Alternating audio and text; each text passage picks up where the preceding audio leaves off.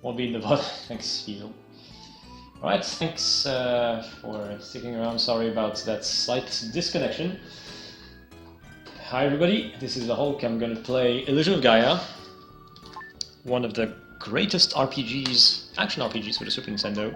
And without further ado, let's... Yeah, thanks Fiesel, and let's jump into the game. Let's go. Alright, this is the second game from what we call the Quintet Trilogy, which is made of Soul Blazer, Illusion of Gaia, and Terranigma. They are all games, all ARPGs made by Quintet, and they are loosely connected. They are all about reconstructing the world. And in this particular game, this is about some sort of comet, which is wreaking havoc and changing the normal course of evolution. It's pretty neat. The storytelling is a bit weird in this game, but it's really worth discovering. So, how do you play this game fast? First of all, you have to know how to run, how to dash with your character in this game, and you do it by double tapping the D-pad inputs, which is one of the things that make a lot of people shy away from this game, and that's understandable. It's not easy to do that well and consistently throughout the whole game. You're constantly inputting when optimizing Illusion of Gaia. So this is a little cutscene where we learn that we have special powers. Like Will, our main character, has telekinetic powers and all sorts of being able to guess what the correct card is. Oh, and by the way, there's 4 cards, but it doesn't matter which one you take, it's always the right one. So you might have noticed that in the main menu I chose control scheme number 2. It's a little bit better than number 1, because you instead of using A and B as respectively your normal input and your item, it's B and it's B and Y. But you can still use A to skip dialogue, and A does nothing else in this input configuration, which is really neat because I can use 3 buttons to mash through text, so I'm a little bit more efficient. And also, if I tap A, I'm sure that I will not speak to an NPC again by accident, because that can happen a lot when you are facing an NPC and you are trying to mash through dialogue with multiple buttons. You might speak to the NPC again by accident, and if you mash A, that will not happen. So I'm trying to use A whenever that might happen, to make sure I don't have to sit through more dialogue. So stuff has happened. The princess from the castle escaped, and she just wound up in my house, and soldiers found her, and they took her away. And in the meantime, I'm receiving Lola's Melody, which is going to be a key item for later.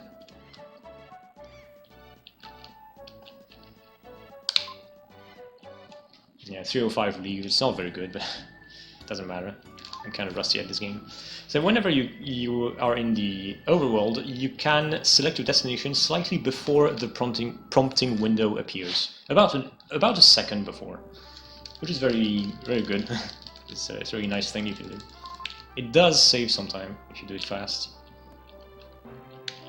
You can already move the cursor and select your destination before the window is even there. Let's talk to Kara, the princess.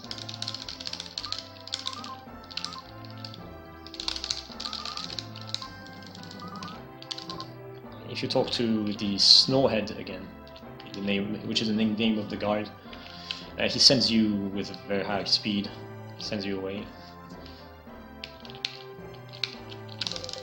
Here in this dialogue with the king, you have to press Y or press down and B. I prefer Y, to select the second option. Tell him right away that you don't have the crystal ring that he's after. So you have less dialogue to sift through. And now he sends us in prison because we failed him. We don't have the crystal ring that he requires. And he's not a very nice king, so he just puts us in jail.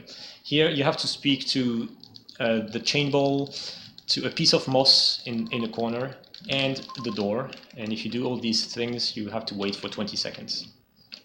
Then bread appears, we have to wait 10 more seconds, and then we can speak to our dad through the flute. Because, yeah, we have a flute, it's going to be like our weapon. We will whack enemies with flute. And it turns out that our father lives in the flute as a ghost or whatever. Yes, that's a thing. Our father was an explorer, and he disappeared in the Tower of Babel when we were a kid. And we never saw him again. Except that now we're speaking to him. And hey! This is Kara's pig, and she brings us the key! How nice. And don't worry, we are about to see some dungeon crawling. And this is our first dungeon, Edward's Prison. So in this game, you are going to ignore, let's say, 95% of the enemies. Don't really need experience, because there's no experience in this game. There is an upgrade system, which I will detail later. Okay, I got the free dash there. Now, this is one of the enemies you need to kill, because it releases a crystal orb, which creates a new path. It basically makes the door appear. And there, after killing the enemy, I performed what we call an orb cancel trick. I didn't get that.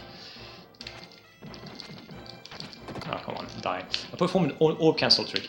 When the crystal of light appears, you can go to the inventory menu and come back. And when you have come back, the effect that was supposed to happen has taken place already, even though you don't see it yet.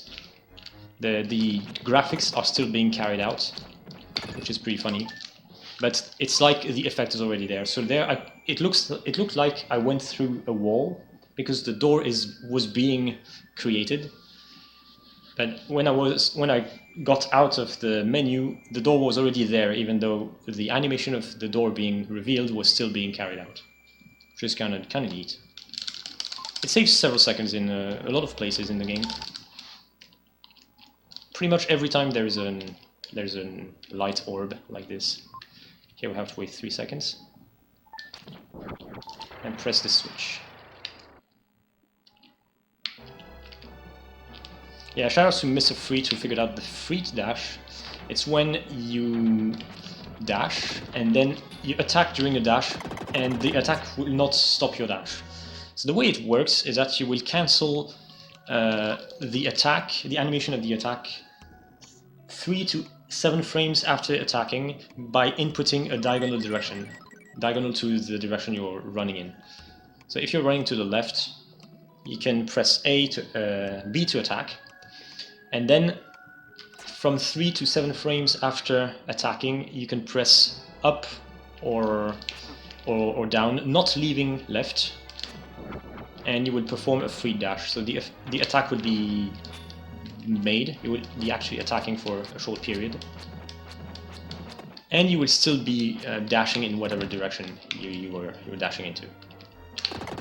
And by doing that, you also go through the enemy. When an enemy is being attacked, you can go through them as they are taking damage. And this is abused a lot in the game. 3, 4, 5. Okay, we did not receive any heal, but that's expected because I was not hurt a lot. And this is the end of the dungeon. We turned into Freedia, which is a thing I didn't explain, but in a lot of dungeons, pretty much all of them, I think, you have the possibility to turn into a different character, usually Freedia, the Black Knight, or Dark Knight, that's cooler.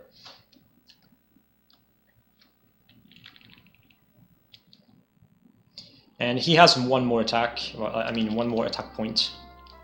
And also a longer sword, which is why you needed him in that dungeon. We needed to turn into him so we could reach a switch to make a bridge appear. And without Freedia, you cannot do that. And it's interesting to note that in the Japanese version, it's actually possible to skip Freedia in the first dungeon, because it turns out your sword with will does reach the switch. So you don't need to turn into Freedia. But even despite that, It just so happens that for this particular game, the Japanese version is a lot slower, even though it has two skips which are only Japanese. Because of text, ironically. In this game, most of text boxes are drawn out immediately, and you can skip them in 3 frames. But in the Japanese version, it's never the case. All the text boxes are written character by character, so they take a lot more time. So that's why nobody ever runs the Japanese version. It's just slow by about 15 minutes, despite the skips that it has. It's pretty funny. Okay, we go back to our house with Kara, and oh my god, it turns out our parents have been, well, our grandparents are not there. They escaped to Itori village.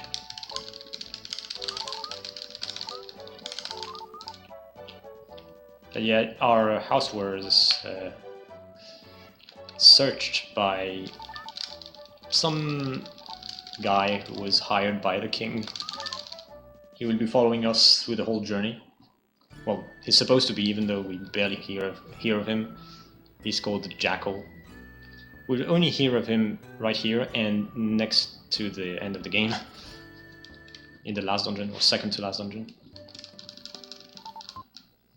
Here we play Lola's Melody again to reveal the village, which is hidden otherwise, which otherwise would be hidden.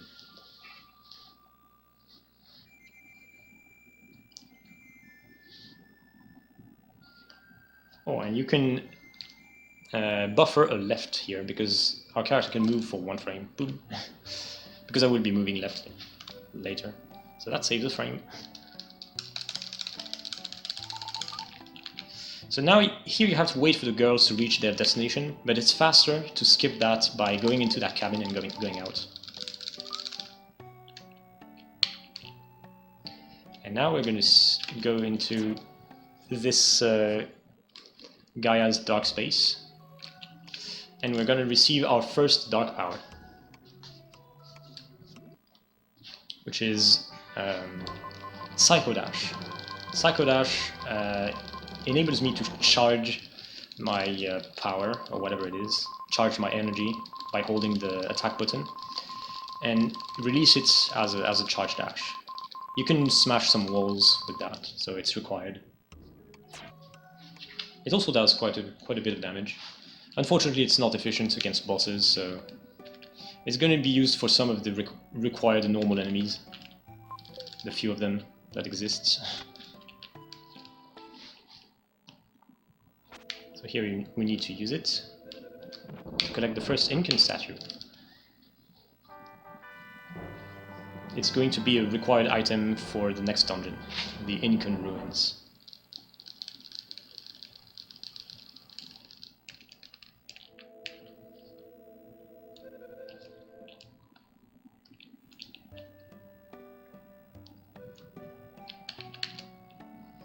Now we have everything we need in this village, so let's go back and talk to the girls.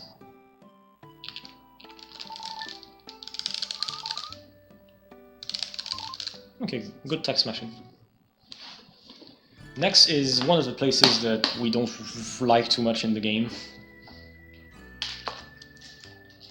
The Moon Tribe Challenge to get the second Incan statue. It's a very luck-based fight where I have to kill 6 enemies in 20 seconds, but they move randomly. So let's try to be strategic.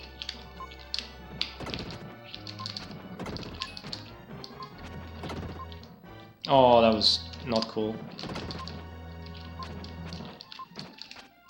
Come on. Okay. Tried to be strategic, but some of the worms escaped. So it was not very good, but still I finished with 6 seconds to remaining, which is okay. As long as I finish, I'm fine. If you get a great fight, it's possible to get like 12 seconds remaining, which is crazy. It's very rare, but it's possible. It has happened. I have started tassing this game. Well, the task is on hold for a bit, I've started tassing it, and I made it to the end of the next dungeon, and I managed to get 16 seconds remaining on the timer for that fight. It's pretty cool. I managed to manipulate some really cool luck. So it's basically a 4-second fight.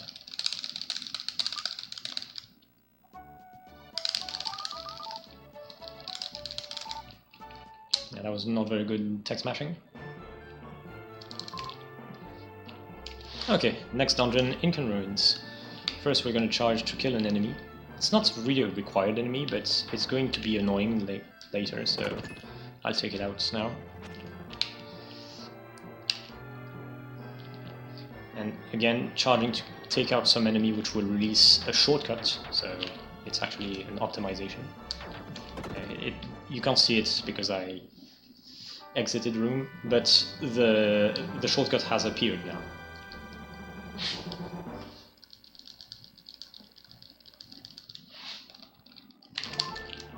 Just got the diamond block, which I'm equipping, and I'm going to put it into the hole which is covered by this enemy, so you cannot see, but the hole is actually accessible.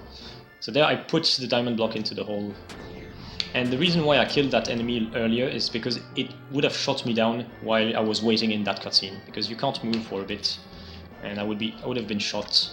So to prevent that, I killed that enemy. Technically not really required, but you want to conserve health because it can be useful. It's possible to get trolled a lot in this dungeon, depending on patterns you get. And now, a big shortcut. Need to focus for this. That was not too bad. Okay, you're not supposed to be able to kill this enemy without Freedia. So the intended route is to go to some other place, get Freedia, then come back here and kill this enemy with your long sword.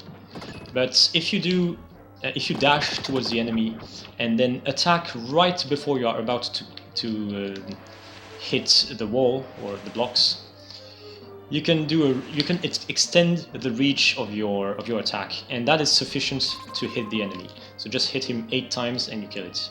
That skips about a good third of the dungeon. And there I took a herb, and that herb is an optimization. It's not a safety. It's going to be important later.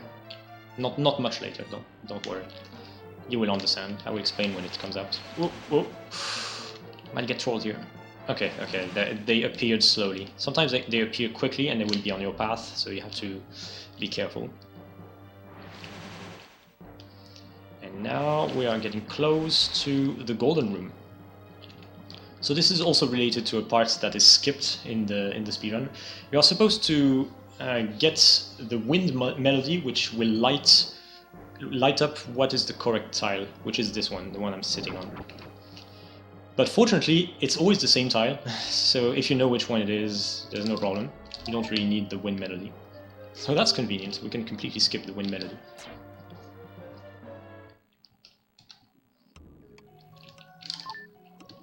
Let's turn into Freedia, because it's faster to kill the boss with Freedia. It turns out to not be the case for the TAS, but for a human player. For a human player, you really want to be Freedia. If you stand here without running, you can just hold up and you will be teleported into the room right now. Okay, let's see if I manage to get the 1 cycle. It's not easy. If I don't, it's fine. It's actually really hard to get. And it is luck dependent. Okay, let's see. To be here.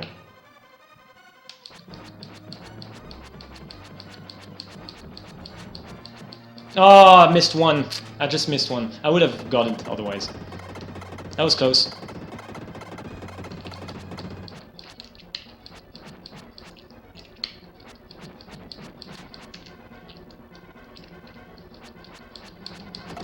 Okay, that was a 2 cycle. But it was close, it was close. Yeah, getting the 1 cycle caster saves about 15 seconds. And yeah, it's not really required for War Record, because War Record is not super optimized yet, but it's getting much better. This year I have managed to improve it by a solid minute, and it's still improvable. It's still improved by like 30 seconds, 40 maybe. with great RNG and perfect play. But now it's getting harder to get a great time if you don't have the one cycle casteth. Still not something we are going to reset over, but it might get there. When the world record gets into the maybe the 156.30s, it might become worthwhile to just reset if you don't get the one cycle, which is going to be very painful if we want to still grind the game. So far the record stands at my PB, which is 157.06. It's pretty solid, but it's still improvable. Well, let's see if I can get the must trick here. Hey Mira, thanks for the good luck. Come on. Yeah, it was not really worth trying again and again, but I wanted to show it off. This is a little glitch. You can, if you are placed on the perfect pixel horizontally when you're talking to this guy, you have one frame to come down after you have talked to him, and you will be jumping down during the animation where the background lights up. It saves 2 seconds if you get it really quickly. But there I took some time to set it up, so it was basically just as fast as not getting it, I guess.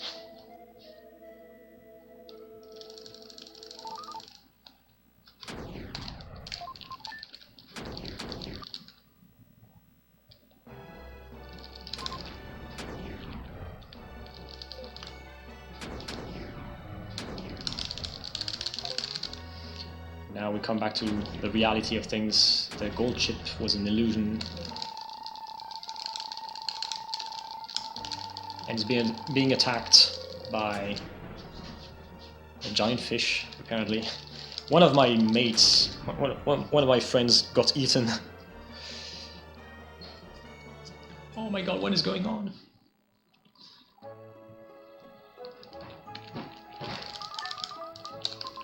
Here we're eating the leg of yak that we got in...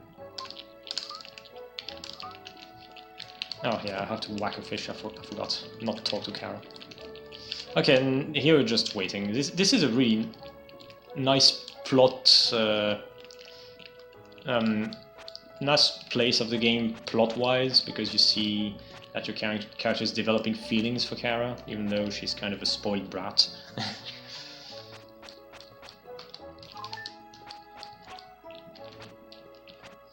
But for the speedrun, it's let's say it's a place where you just rest. Here you just have to whack a fish and then wait about 30 seconds. There's nothing else you can do. In one of the next sequences, we are going to use the herb we got later, earlier in the dungeon. Because there's going to be a trigger, which is getting back all our health with fishing fishes. And every fish gives us back 1 health. But you can skip part of that by using a herb. So I'm using a herb to get back 8 health. And now I'm at full health much faster than with fishing 12 fishes. You only need 4 fishes. Or is it fish? Oh, dang it. Yeah, you have to catch another fish, but it doesn't count when Kara is still moving. That's why I had to wait there. Yeah, in English, do you say fishes or fish? I'm not sure. I think it's fish. I'm calling out to the English speakers. I mean, the real ones.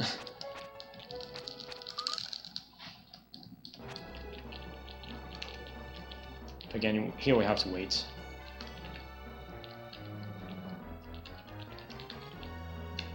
Dun, dun, dun, dun. There's going to be more dialogue.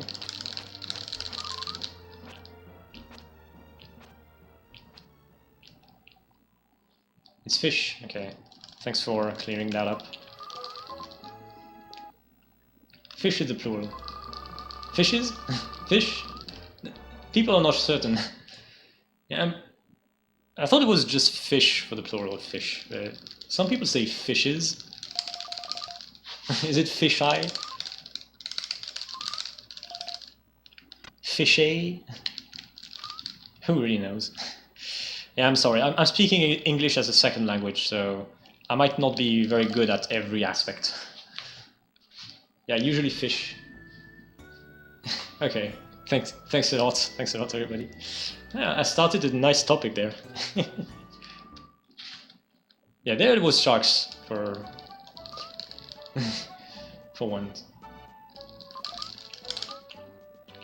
Okay, now we have arrived in Freedia, so we're gonna take some things in the trash cans. One contains an extra health, and the other one contains a herb. And both are pretty good, so I'm picking them up. They're basically on my way and waste no time. And this is where you see that this lovely looking city is hiding a terrible secret. Slavery! Yeah, welcome to this great game for kids with very, very harsh and dark themes. It has slaves, and later it's gonna have other things, but you will see. So basically we have to talk to one of the slaves, who tells us where Eric is held as a prisoner. He was also about to be sold as a slave. And he tells us where the rest of the slaves are, and they are working in the diamond mine. So this is our next destination, and it's the next dungeon. It's a pretty tricky one, so I'm gonna have to focus for a little bit.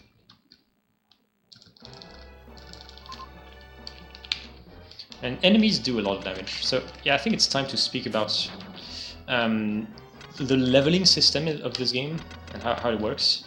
This game does not have experience points. It just has upgrades.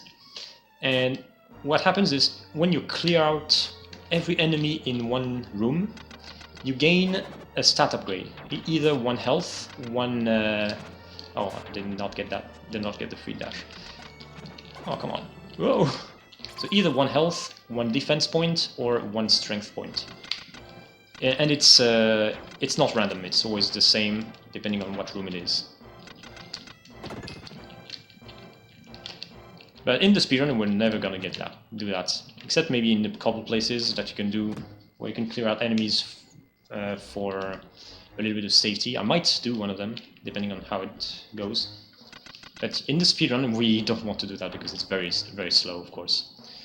But fortunately, we are not forced to stay low level forever, because every time we beat a boss, the game catches us up on all the stat upgrades that we missed in dungeons. So when I beat the previous boss, well, the first boss of the game actually, I got all the stat upgrades that I missed in the first two dungeons. It's not going to give me the stat upgrades that I missed from towns. So like the one I got in the trash can. Okay, I don't have enough health, so I have to do this in this way. Yeah. I was supposed to take damage intentionally and go through one of the worms, but I did not have enough health, so I just had to kill a worm. You have to be vigilant there. It's one of the tricky places. And there's also a lot of orb cancelling, a lot of dashing in various directions, which makes this part of the speedrun pretty tricky to do well. So anyway, as I was saying, every time you beat a boss, you get caught up on the stat upgrades that have been missed in dungeons, but not the ones that are missed in towns, like the one I got in Freedia in the trash can, and some others, like the ones you receive from Gem, the jeweler. If you bring him a certain number of red gems, he will give you some stat upgrades. Those ones, you won't catch up with them either.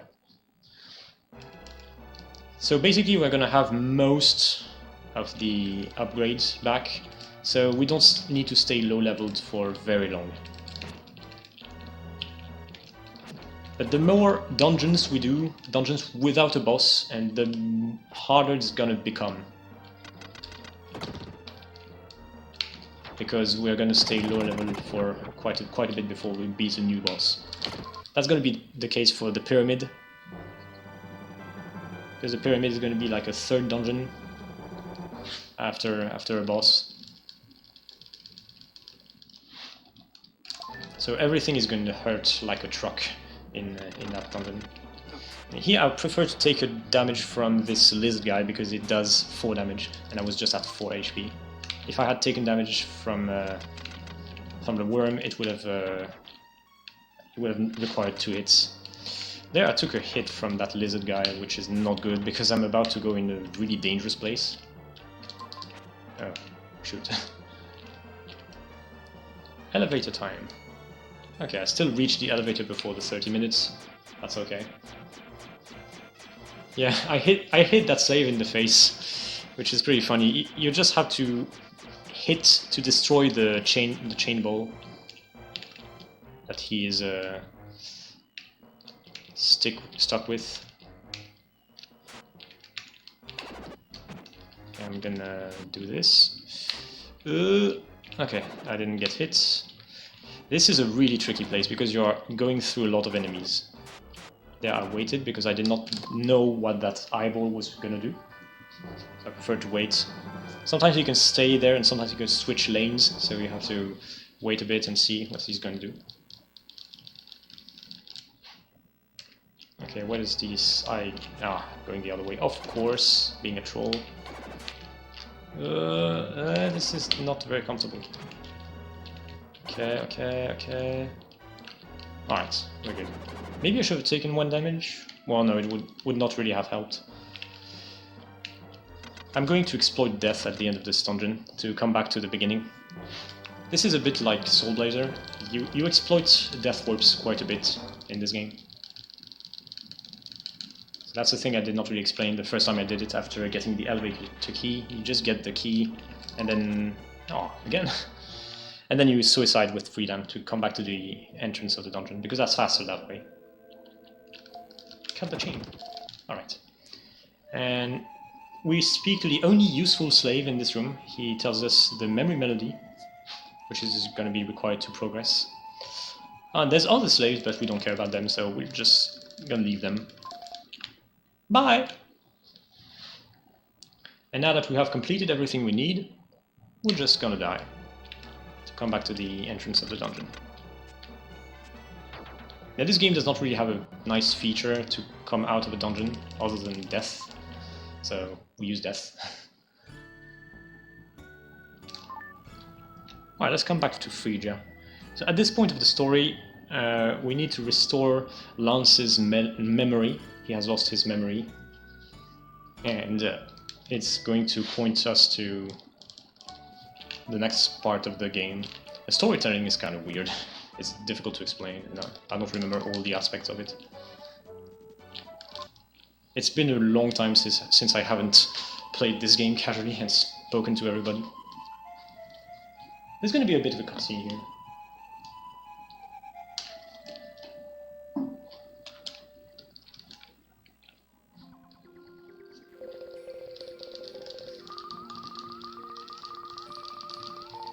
They wither. Oh my god. Yeah, what happens to those other slaves? There's actually more slaves that I haven't freed in the diamond mine. I don't even remember what they tell you. They don't give you anything, they just tell you something. They might tell you some advice. But yeah, indeed. Save the frames, not the slaves. It could be a silly category. Save the slaves.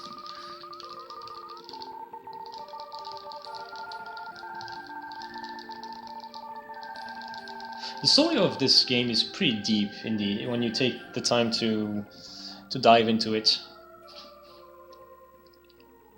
But it only really makes sense at the end though.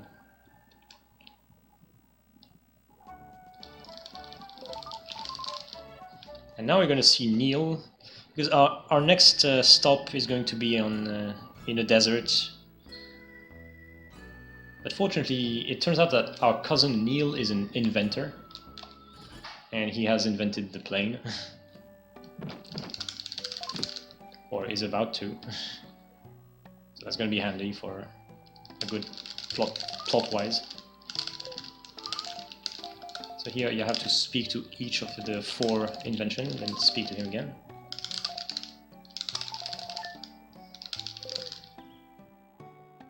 Okay, that was a good Neil's cottage. Slave the frames. Nice one.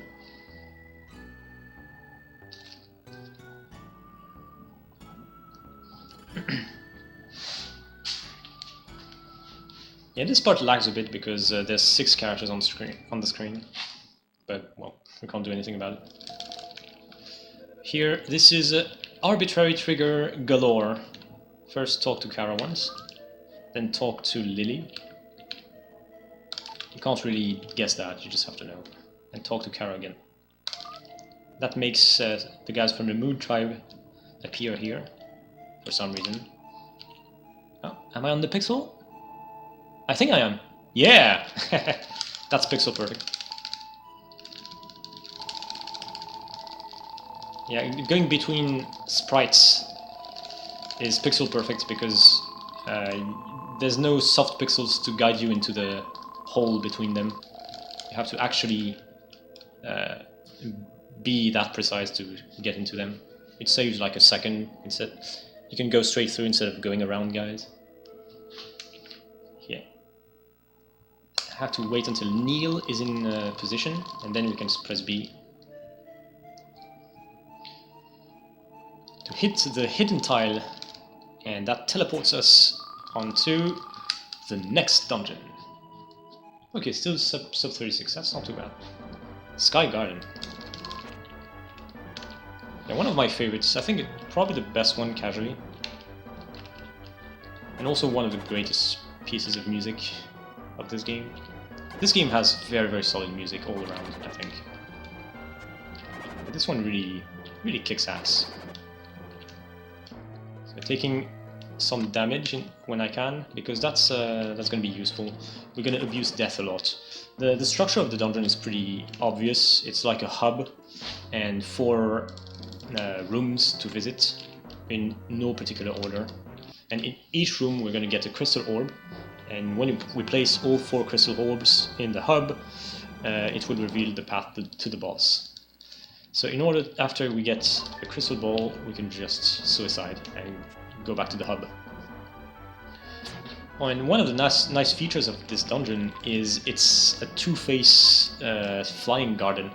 So we have access to the downside, which has the same enemies kind of, but different, with a different palette. They behave differently. They do more damage also.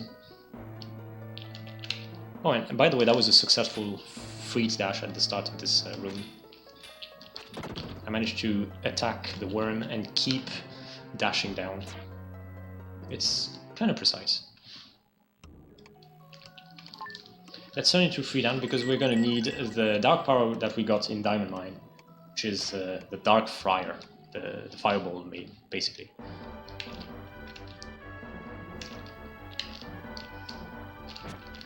Okay, dash through him. That's just an iframe dash. It's not a free dash. You only free dash with will. With Freedia and Shadow, you can just iframe dash, which is much easier to do. That's why we needed the Dark Friar, so we could reach this enemy.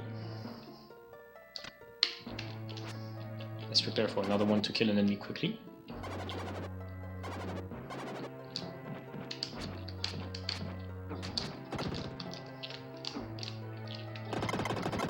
Let's make sure that you do not try to open this chest before the animation of the explosion has been completed. Otherwise you can hard lock the game, which would be really bad. And yes, you do hard lock the game, because it's not supposed to happen, so it's a real glitch. Oh, come on. I tried to be swaggy with the guard dash and I failed miserably. And this is supposed to be a pretty difficult part with some sort of riddle.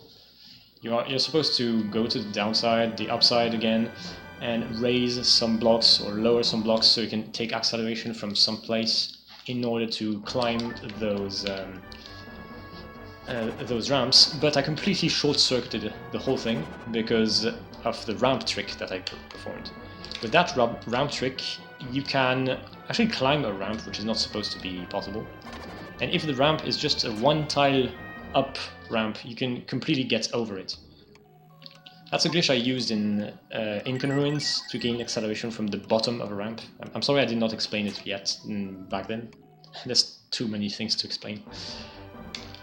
Yeah, that's basically what I did. It's actually not even hard to do.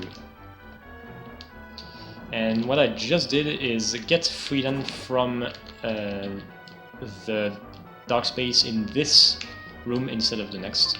It's a 3-second optimization that was found by Kroik, so shout outs to him. He's a really great speedrunner. He doesn't speedrun often, though. He doesn't stream often enough, but he's a really cool guy. Fellow French also. Okay, this is the 4th room. This is kind of dangerous. I need to start this guy. That was weird. I should take 1 damage.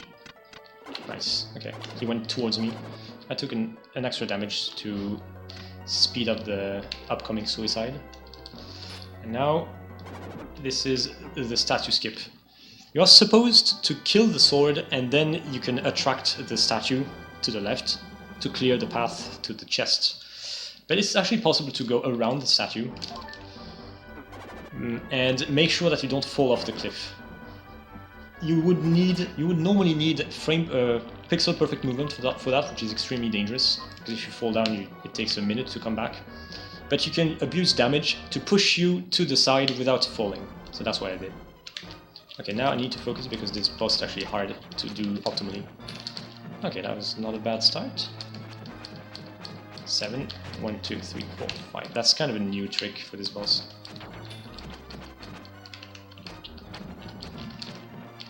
This boss also has seen new improvements. That was kind of scary at the end. My placement was bad, but it was a fast boss, so I'm glad about that. It was pretty fast.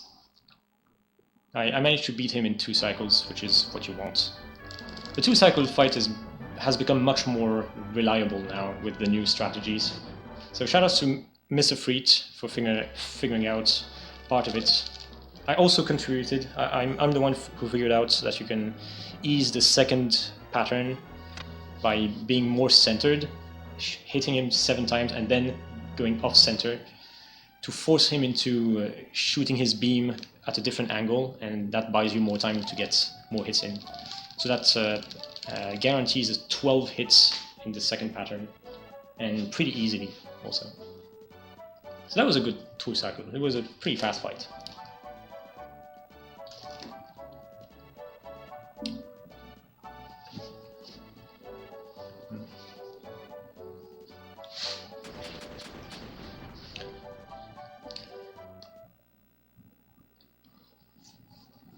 Oh, and it turns out that the parachutes are using the same palette as Will himself, so you can charge them just like you would charge the normal charge dash.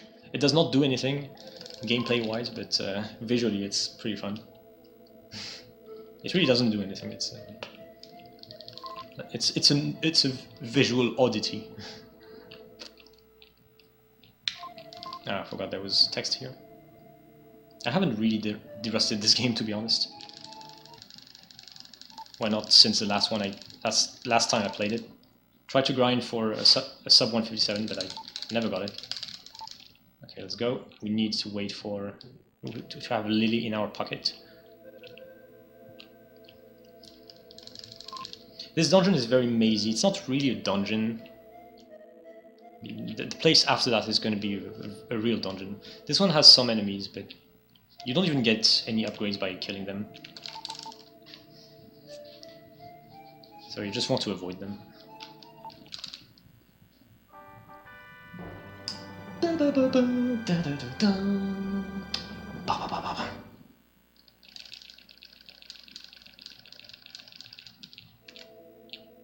Okay, let's equip what I just got. The pure stone. Which is going to be, we're going to throw it in that little swimming pool at the bottom of this place, and that will turn all the enemies into living people again, because yeah, they were zombies or whatever. By the way, if you play the Japanese version, the pool does not start by being black; it's actually red, like blood. But yes, there were some changes made to this game in its Western versions. Oh, you have to watch out for these NPCs. Their placement is not always exactly the same. Oh my god, that was really trolling. You can actually go through them as they are walking, but when they stop walking, they become solid walls.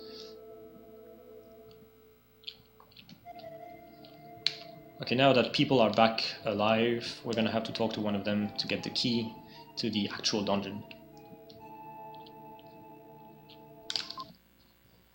This guy. Do you play Sunset Riders? I don't. Well, I have played it, but I never beat it in hard. I'm not sure if that question was for me, by the way. Sorry.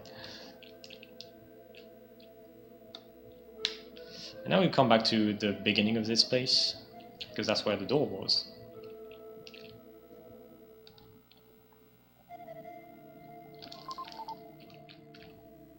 Oh, this is going to be a sub 46 new entry. That's good.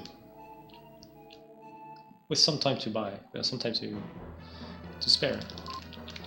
Okay, I'm going to try a free dash after pushing this enemy away. Oh, come on. Ah, didn't get it. I got this one though, but this one does not really save time.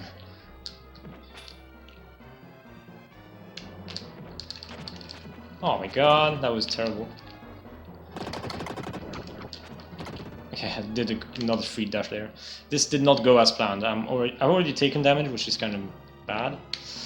Hopefully it goes okay. Now I'm going to try to perform the golem trick. Attract this bubble. Okay, I got it.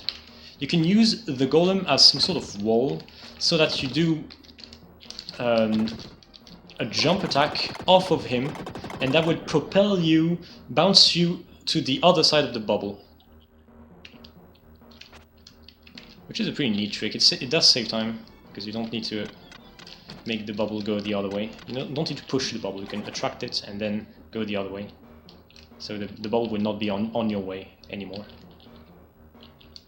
That trick is not too hard, but it took me a while to figure out how to do it reliably. And here I just got an item, so I did not get it magically. The idea is, in this dungeon, you can get some items when they are located at the point of contact of two statues' lines of sight. So there the statues are not on the screen, but here you can see this chest, which contains nothing, by the way, is at the junction of the two statues looking at it. So that is the indicator. When you are playing the game casually, that indicates that there is a hidden item. So the item we got is a Statue of Hope. So we have to go to the Room of Hope and deposit the statue on the altar. What it's going to do is lower the water level, so we'll be able to make more progress here. Here, actually mash down, so I come back.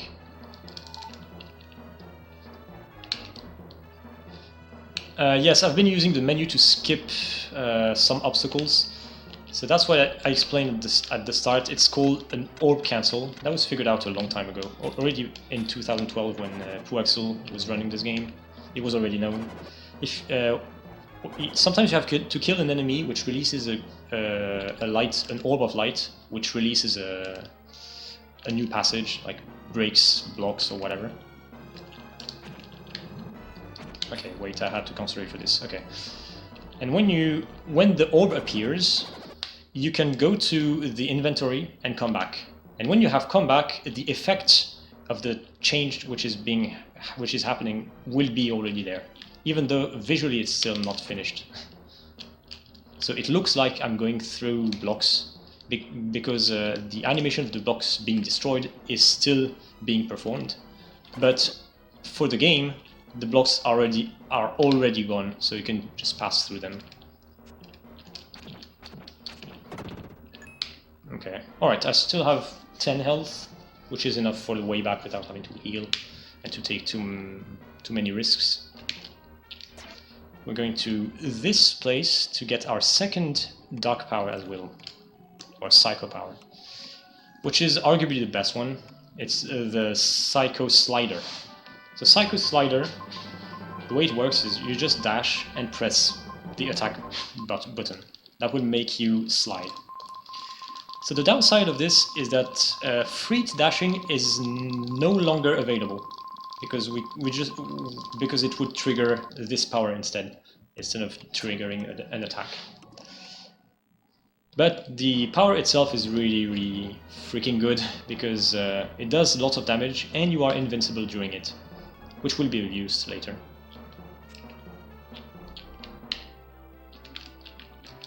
Okay, alright. It doesn't matter if I take some damage, I have some health to spare. So now I'm going to attract a bubble quite a long way, so I'm going to do the guard dashing ability to do this. Here, that should be enough. Gain acceleration from there, go in a straight line. You want to go the other way fast enough after hitting the bubble, so you have maximum velocity. If you don't have the maximum speed out of the bubble, you will not be able to reach the top of the slope. And there I got the second Statue of Hope. It's the same way as the first one. You also have to reveal two statues which are going to look at this spot, and that indicates where the spot is. Well, of course you don't need the statues when you know where the spot is. Just go there and collect the thing. And now we can die.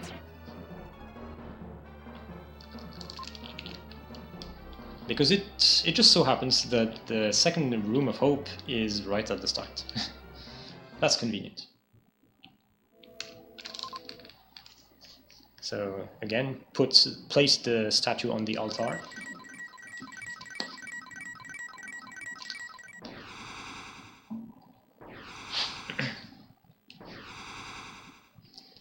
That's the last one.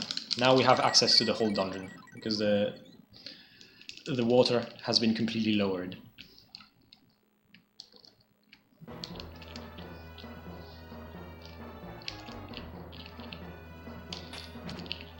So now what we need to do right now is collect the two Rama statues, which are necessary to visit the boss. Not too much to say, apart from that I really hope I'm not gonna get hit. Right as I say that. That is jinxing it, like, right there. Yeah, I really hope I don't take damage, because the boss is kind of hard, and there will be no refill before the boss. So I hope it's gonna be fine. Oh, by the way, by jump attacking that chest, it granted me invincibility for the remainder of the room, which is really neat. It's called the invincibility glitch.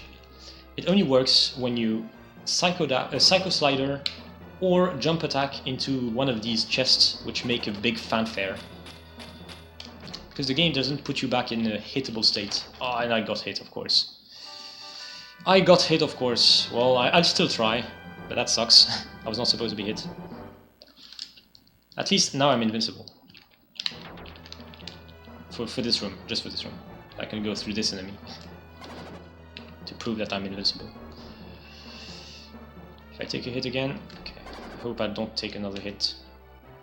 It would be. Are you for real? Dang, should I try or not? Dang. This is very dangerous. This is very dangerous.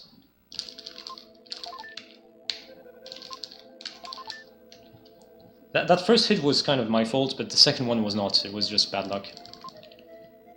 This is very dangerous, especially that since the next boss is one of the most dangerous in the whole game, I'm going to have to be super careful. So next boss, definitely the hardest for casual players and newcomers to the speedrun. It's the vampires. There's two of them. Their bodies that do not hurt me directly, but when I attack them, they will raise a shield of of fireballs, which do a lot of damage. So the idea is to try to abuse jump attacks. Oh my god.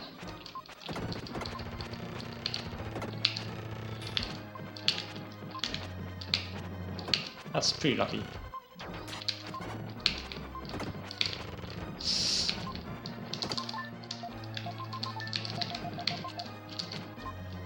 Should I come... I don't know. Oh, that's too bad. I hope I won't use the other herb. I can only take one damage. I'm gonna be really safe. It's easier to attack him on his diagonal movement. This guy can go pretty much wherever he wants. Okay, he's almost dead. Okay, that's good. 92 is actually pretty good. And I only used one herb, so I'll take that. So yeah, I'm going to explain a little bit how the fight goes. You have the woman vampire who only moves one node at a time. So that's why we preferably attack her, because she's much easier to follow. And also when the two vampires do their big combo attack, the female always comes back to where she was before. So if you have good memory and watch where she goes, you can deduce where she's going to be just after this attack. It's not the case with the male though. The male can go wherever he wants, so he's very hard to follow. If you're lucky, the male is going to coincide with the female a lot, so you will be able to hit them both. However, that also makes the fight less survivable, because both of them will raise their shield, and you are very likely to take a hit. And there I could not really afford that, so I got the good luck, but I did not exploit it fully because I really was afraid to die. I started the fight with low health, so I'm glad that it went well. It could have gone much worse. So that's the basic strategy. First, you can get a few free hits, so you get them on the male because he's much more annoying. Then you switch to the female and try to stick to her as much as you can until she's gone. And if you get lucky, the male might also come by and you can hit him as well. It's a really complicated fight because it depends a lot on RNG, so you have to read and play it by ear. It takes a lot of getting used to, a lot of practice. But it went well, and I only used one herb, so it's good because I get to keep the other herb for later. That's always a plus. It's gonna be useful, likely for the pyramid. And yeah, when you are hitting a vampire, you need to do a lot of jump attacks so you can dodge their fireballs. But it takes a lot of practice to get the rhythm of that right. It's really not obvious. If you're just spamming them, it's not going to work very well. You need to do them with a certain pacing to make sure that you do it when you're about to get hit by the shield being raised. So yeah, it's a difficult fight. It needs a lot of practice with a lot of different RNG seeds to get a feel for how to handle it.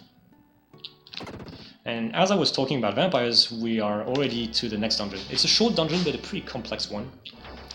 Hopefully I will not make too many mistakes. Ah! Okay, that was not what I wanted to do. Come on! Those blue skeletons. I took damage. Okay, if I don't take another hit, I will not go for the health. Now. Okay, good. I have some triggers to know. Okay, you can pass through the body just as it's exploding, but yeah, the timing for it is kind of tight. Otherwise, you take a hit. Okay, that's good. Here, I cannot pass through the body. I don't have enough time. I just would take a hit. It's possible that I get a health refill from one of these skull cannons. It's unlikely though. I hope I would get one. No. And last chance. Nope. Of course. Dang, all the blue skeletons trolled. They all went directly in my way. Okay, technically the end of the dungeon, but there's still some challenges up ahead. So Kara has wandered a bit too much, and she's now sort of a prisoner by this painter guy. So in order to free her, I have to go through a series of puzzles. So it's a guess the difference puzzle. You have to memorize a room's layout, and then you go to a room which looks very similar and spot the difference.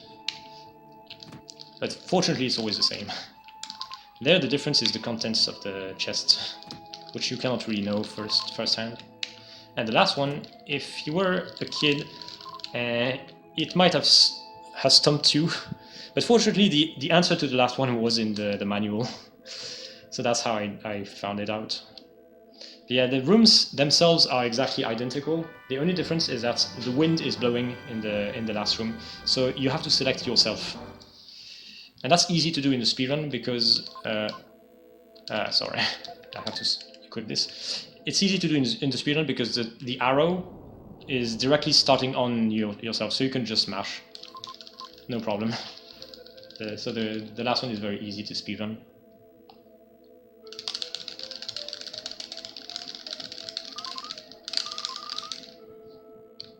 Yeah, can it still be a sub 101?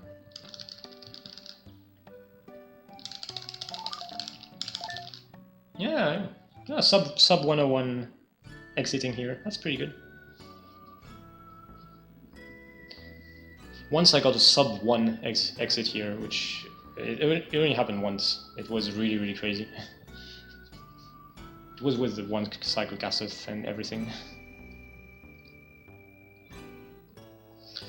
Yeah, I had several runs which were on pace to beat my PB, but eventually something goes wrong because you still need a lot of luck.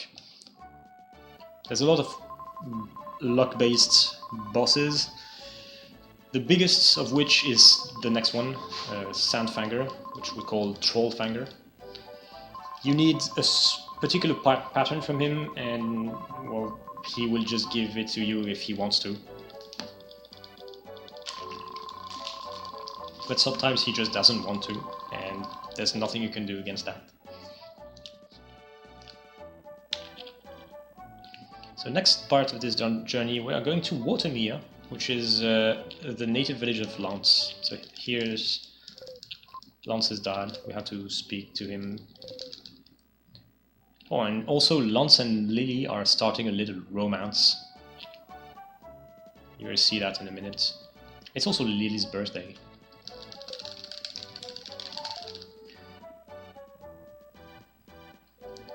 And cake! Happy birthday, blue-haired girl. Here's a cake we found on the shelf. I don't know how long it's been there. Do not try the frosting. So copyright Bowie for those lyrics. Bowie the hero, who is another speedrunner of this game.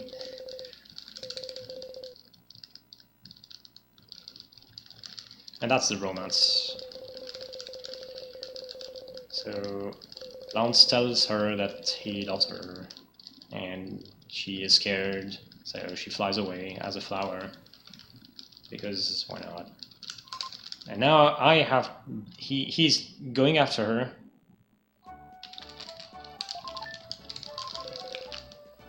And that's one of the parts in the game which is a little bit trolly.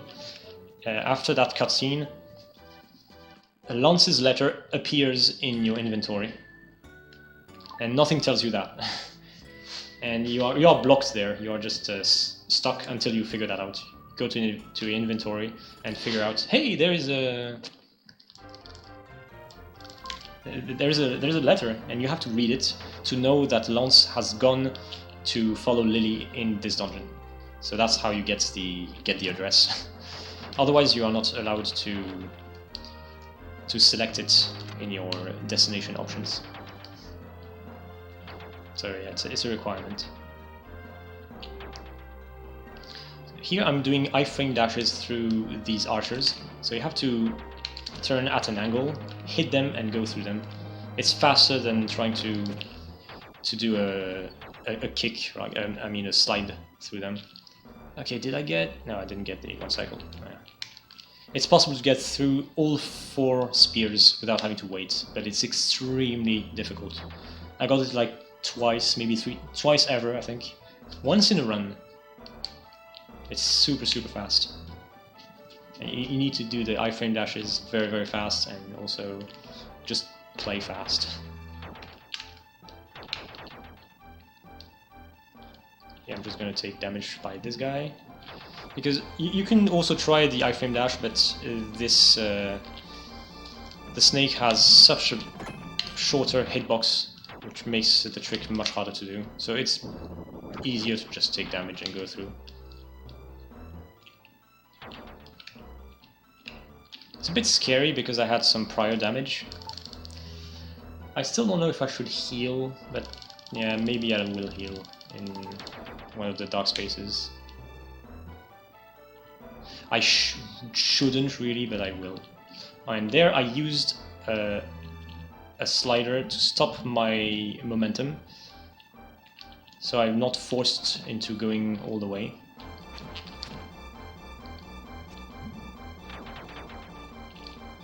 Oh, dude.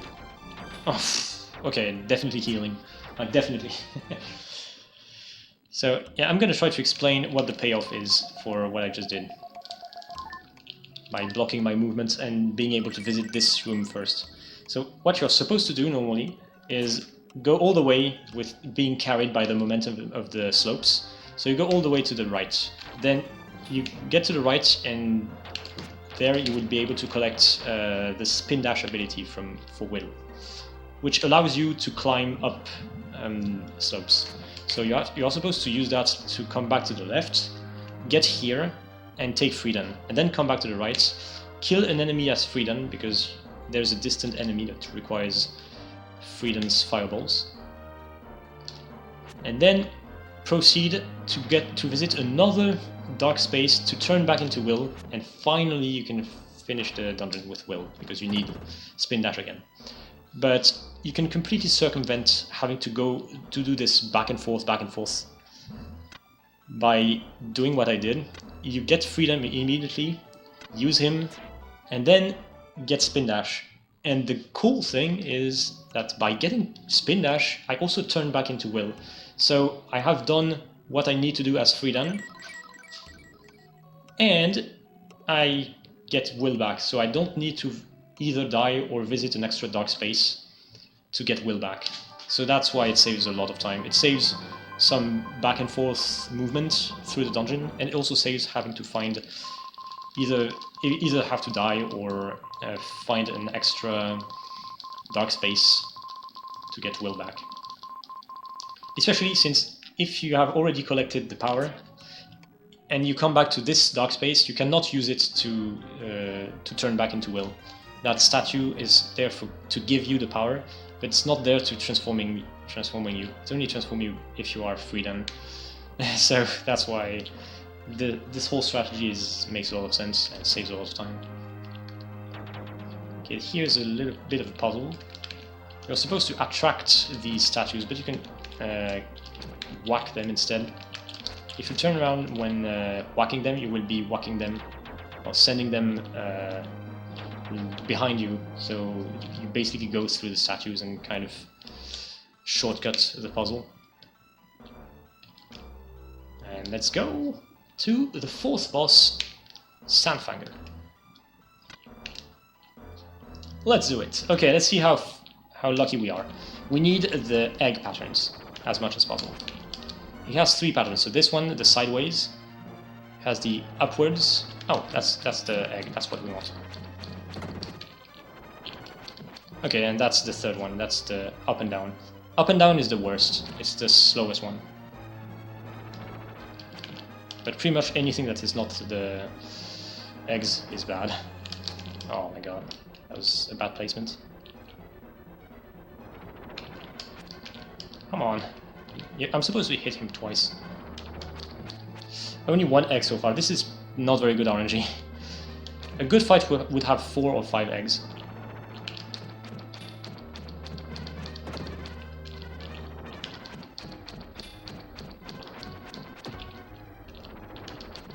Okay, that was... This is 3 eggs now, it's better. Let's say it's kind of average RNG. Okay, this time I hit him twice.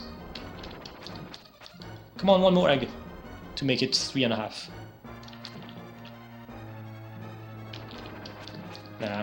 Nah, this is gonna be like very average. 3 eggs and a lot of up and downs. Oh, okay. That last one was an egg. It still saved a couple seconds, I guess. So let's say it was like a 3.2 eggs. Still kind of average RNG. Not terrible and not great.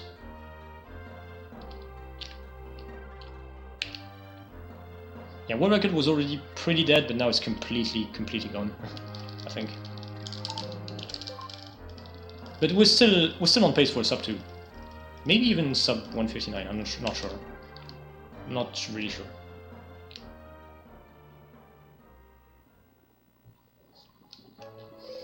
And now we have rescued Lance and Lily, so they are gonna tell each other that they love each other. And it's going to be so romantic. This cutscene takes about a minute.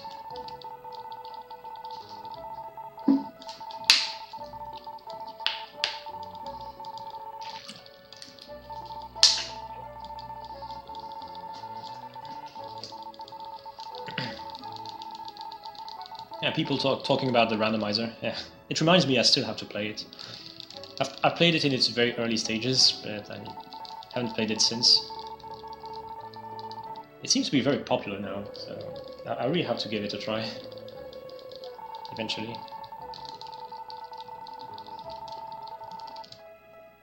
It was made by Don't Bagumi, so shoutouts to him for the fantastic work. Okay, we are back to the village. And now, let's go kill a man! No, really. That's actually what we're about to do. We know that our next destination is the town of Euro, but we have to cross the deserts to get that, and we don't have a means of transportation. So that means of transportation is going to be rideable kangaroos, which are called crooks in this game. But we don't have that. We have to get them with a deadly game.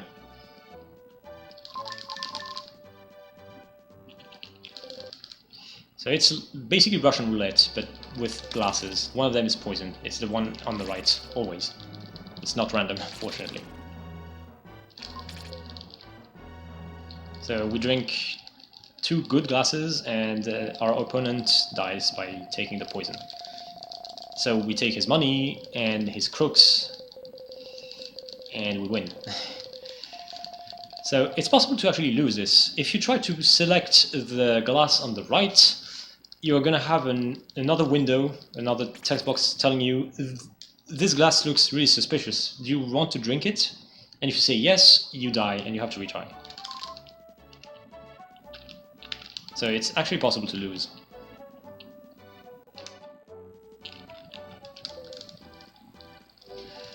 So there, I just spoke to my opponent's wife. She gives me a letter, the letter of my opponent. And if you read that letter, you will see that he was actually trying to... He was actually suffering for some disease, so he was dying. And he wanted to...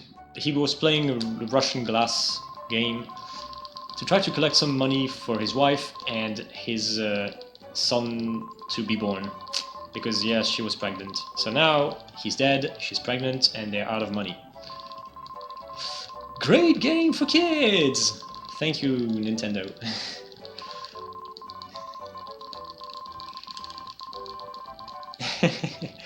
The themes in this game are so grim sometimes. It's very scary. It's very scary that it was not even censored in its Western versions.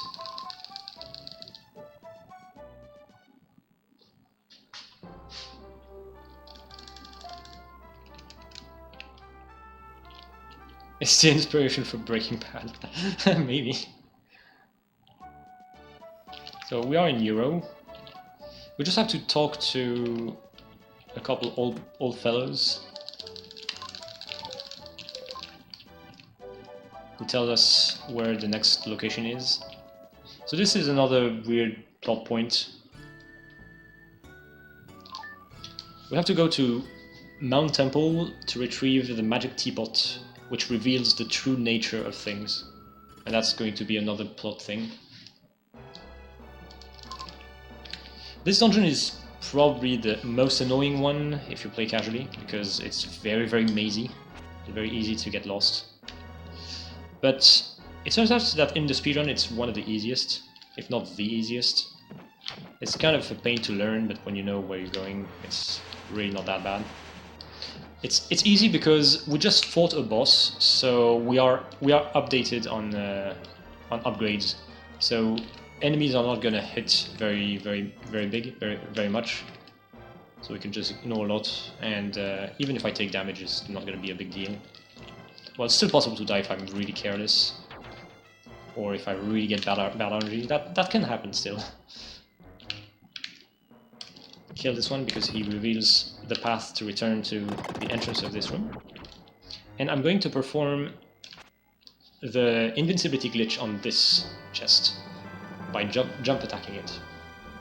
So now I'm invincible for the rest of the room.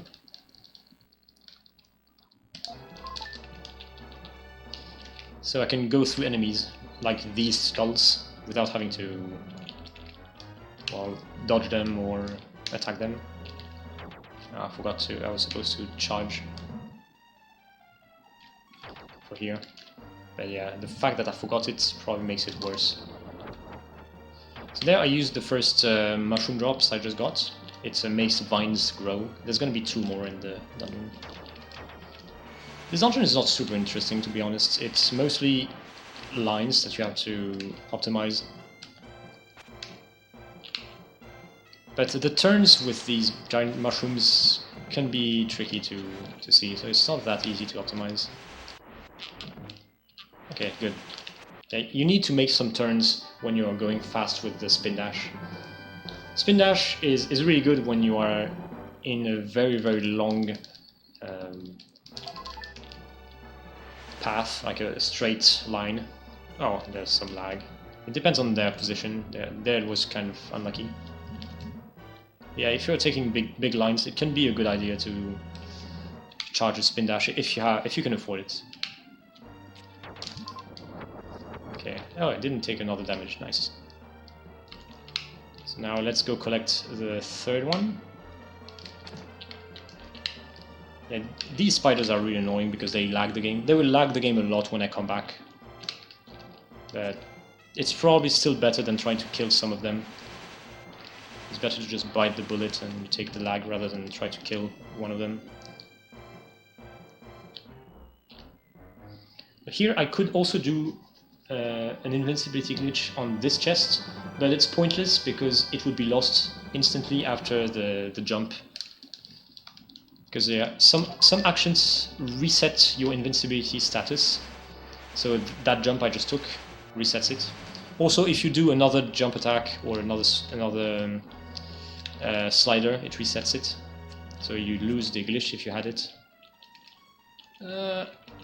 Okay, alright, so that was not too much lag. It could have been worse. And now let's finish the dungeon by collecting the teapot.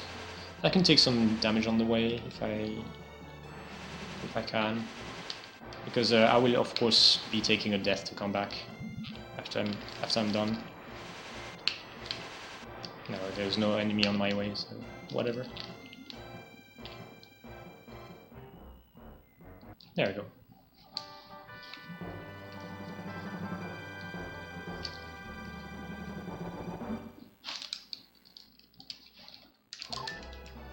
Yeah, all the main items are going to appear on that spot.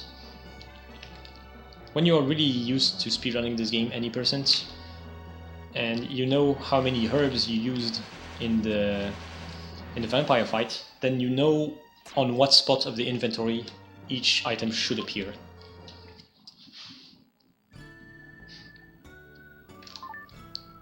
Why did I do the glitch? I did not do the glitch on the final chest. There was no point. I did not jump attack it.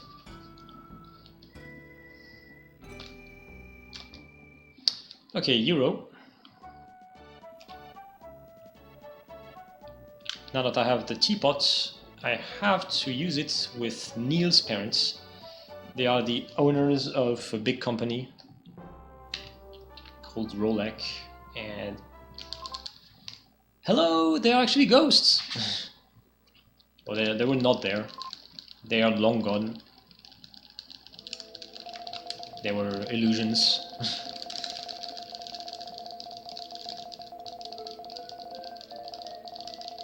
So Neil just learned that his parents were long dead, and Will is ashamed to hear him be sad and everything. So that is definitely a mistranslation, because it makes absolutely no sense.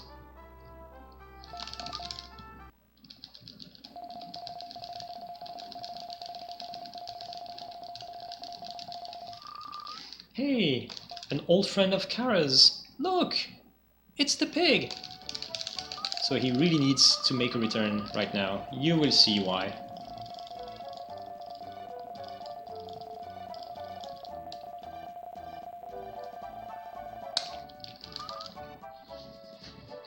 The next stop is going to be the natives' village. And you will see what happens there. That's true coding Witcher.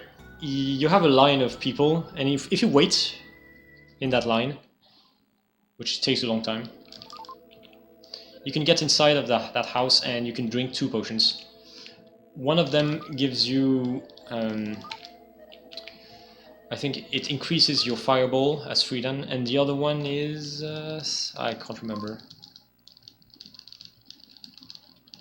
Maybe health. Yeah, it's a health. It's a health upgrade. So yeah, I think there's 6 people in front of you, and it takes 30 seconds per person. So it's a total waiting of like 3 minutes.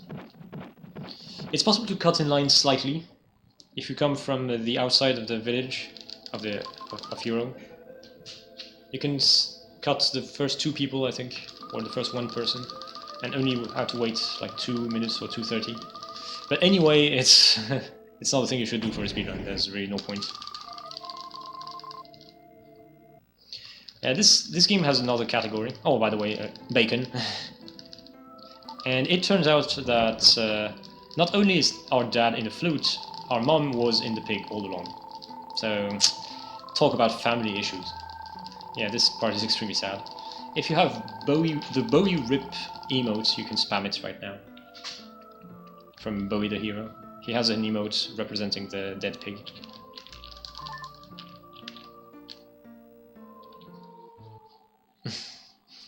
Yeah, thank you. Some of you have the emote, that's great. I don't, so I used to have it.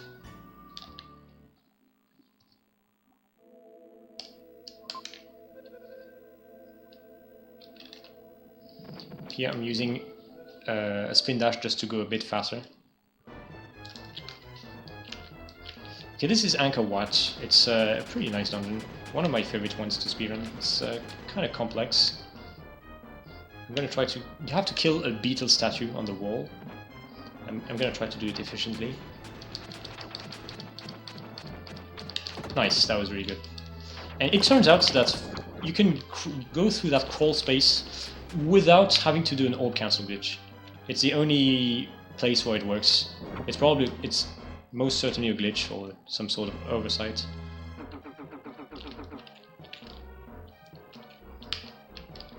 And here, same thing, use a spin dash because there's a long line. And orb cancel glitch to not have to wait for this staircase to be revealed. Go to the right slightly to avoid that pink head. It does a lot of damage, like 10 HP. And I only have 27. Oh, and this is the HP I'm gonna have for the rest of this dungeon and the next as well. So that's why the pyramid is gonna be extremely scary. Pyramid and Moo are most certainly the 2 hardest dungeons. for a speedrun. Because in Pyramid everything hurts a lot. Here everything hurts quite a bit already. Oh, that was unlucky. I lost my charge. Okay, I got very unlucky with the enemies, so I'm going to heal here. Because it's possible I get trolled by the flies again, so I'm not taking that chance. Yeah, I need to get here for freedom, so might as well take the heal. It does not waste too much time, and it's much safer.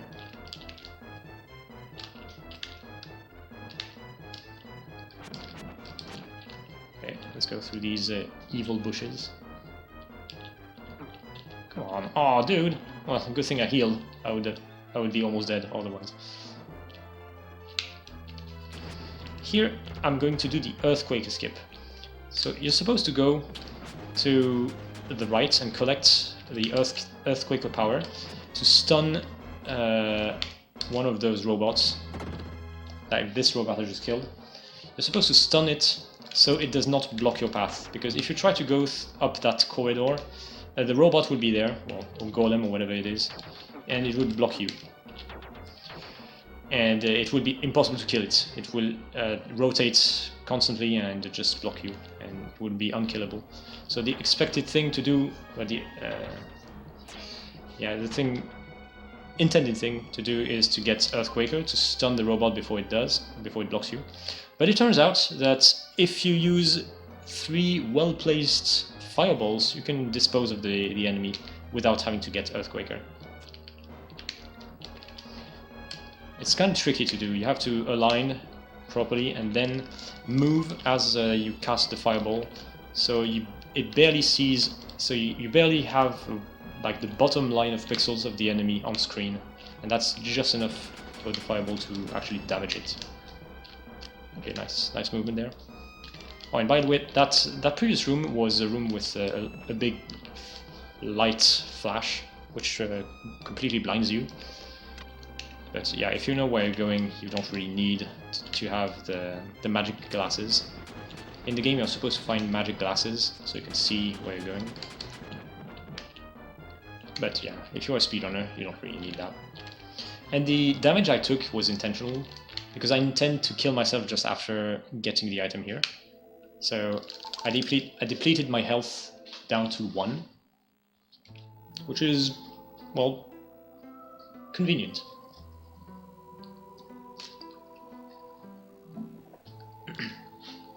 Solar cell. Yeah, oh, I wish, but no, the task has not. I have not made any progress in it in like a month. I've been too busy with well, this marathon and other things. But don't worry, of course it will. I will go back to it when I have the time. We got the Gorgon flower, because yeah, that's an important item. In the natives village, there's going to be 3 girls who have been turned into stone, and the Gorgon flower will restore them. So now we've taken the death to come back to the previous checkpoint. But unfortunately, well, there's no other easy way to come back to the entrance of the dungeon. So we just have to run back. If we died again, we would be taken back to that checkpoint I just got taken back to. We can't go any further back into the dungeon with deaths, so we just have to run back. It's not very convenient. This game does not really have a feature to send us back at the entrance of the dungeon when you have completed it. Probably, no, yeah, something that should have been done, but, well, doesn't stop this game from being great. It's just not super optimized. Okay, that was kind of lucky. I only took 1 damage, which is rare. Because usually the garden on the way back is very trolly.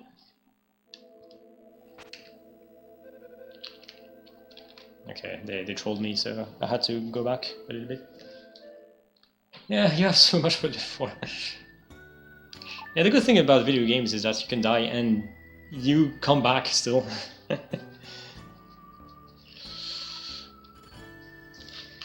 Alright, we have completed the dungeon. It was not a bad dungeon. It was okay. I have already equipped the Gorgon flower, so let's go ahead and rescue the girls.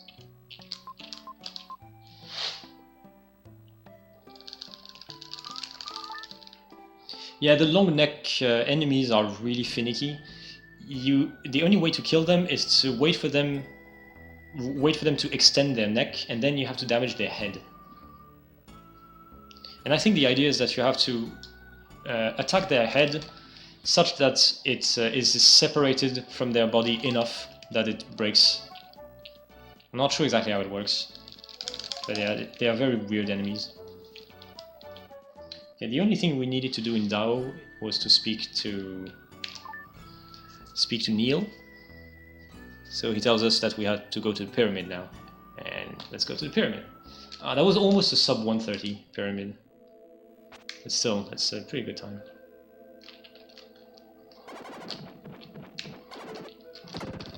Okay, still, that was maybe the first frame. And this is the only place where I need to speak to Gaia, because she gives me the aura, which is a required item. It's going to be used with my next transformation, the transformation into Shadow.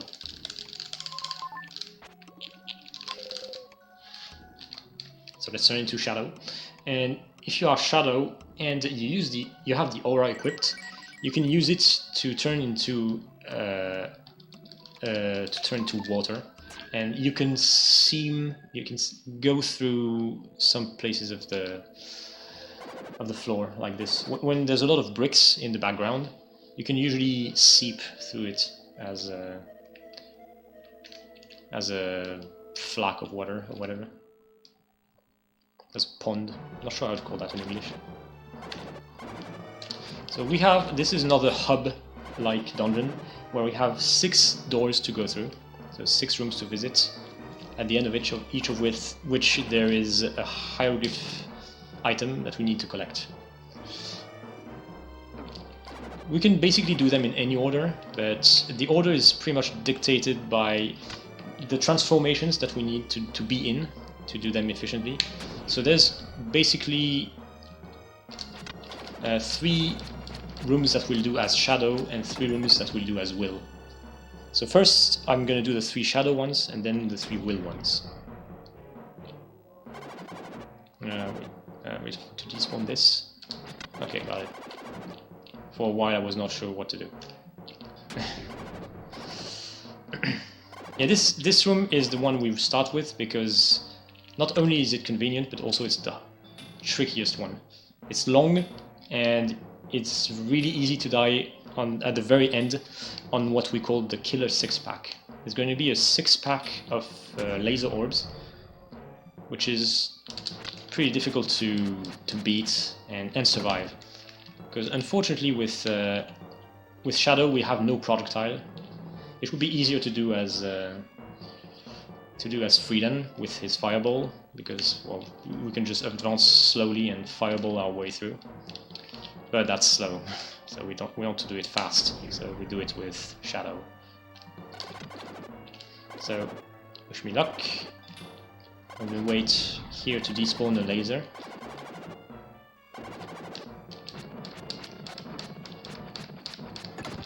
Yeah, that was kind of unlucky. But I only got hit once, so that's fine. I'll take that. I'm not going to use a herb yet. I will use a herb if I get hit. Hopefully in room number 2 I will not get hit, but if I do I will use a herb. Yeah, the Shadow rooms are the typical place to use herbs, because you need to go through the 3 rooms without taking a death, because if you take a death you will go back as Will, and well, you have to transform again into Shadow. So that's why we try to survive through the 3 rooms without having to take a death. After Shadow, it becomes easier, because you can do Will's rooms, and at the end of each room you can die, and you would be teleported back into the hub. So that's easier. Here you go through there, otherwise you would be shot down by one of these lasers. So this is room number 2, the second one we do as Shadow. The order as Shadow is 3, 2, 5. It can also be 2-3-5, that would be equally fast, but we prefer 3-2-5 just to get rid of 3. 3 is the worst. But yeah, 2-3-5 would be really exactly the same, technically. Nice. Okay, good. Good placement. So yeah, I performed iframe dashes through these bubbles.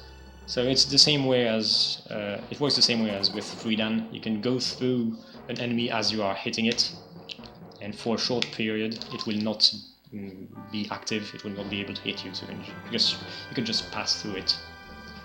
So the way it works is that you have to dash in the direction, and then you have to release the direction for no more than 7 frames, and attack during that period at some point.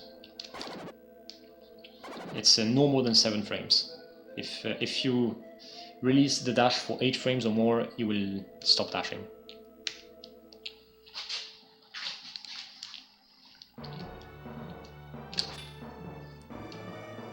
Yeah, I got 2 in a row. That's actually kind of hard without losing the dash.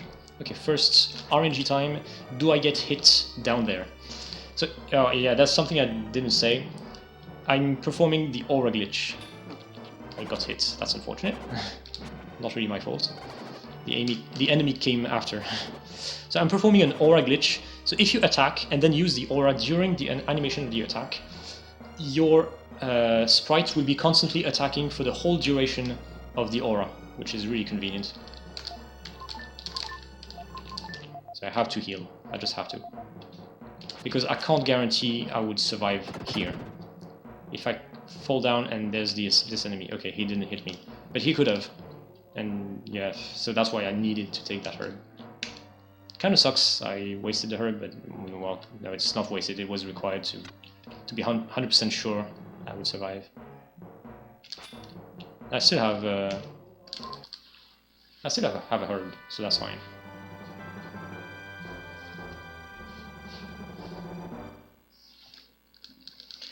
Okay, now that we have completed Shadow's rooms,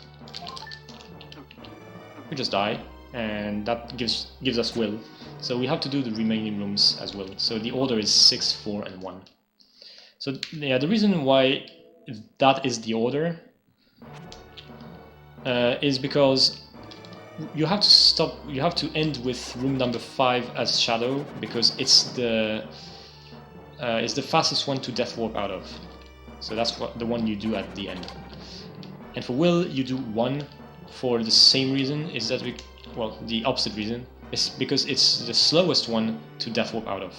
So it's the one you want to do at the end, because you want to use only death warps between rooms. And also it goes pretty well with the layout of the rooms. After 5 you can go to 6 because it's next to it, then go to 4 because it's close, and then you finish with 1, instead of having to do some back and forth motions. So it ends up being kind of convenient.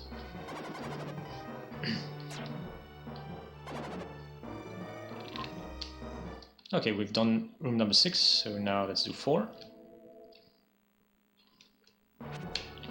Wait here. I'm gonna try to do the freet thing.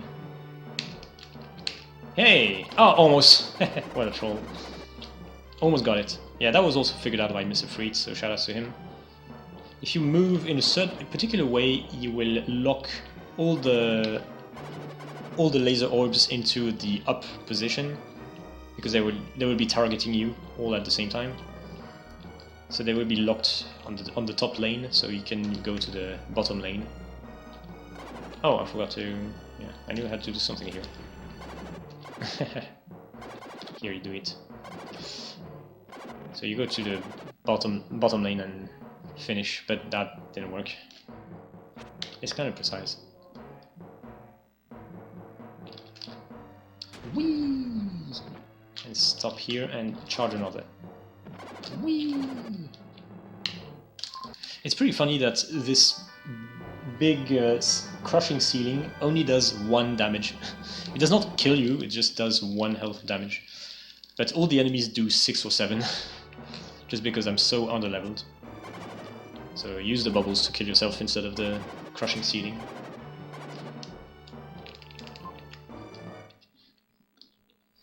And we've done almost everything. We just need to finish with room number 1. So here I have to make sure I don't get killed or hit, because any health I have at the end of this will be the health I'll have for the boss. If I don't take a heal, but yeah, I won't have to heal because that's slow.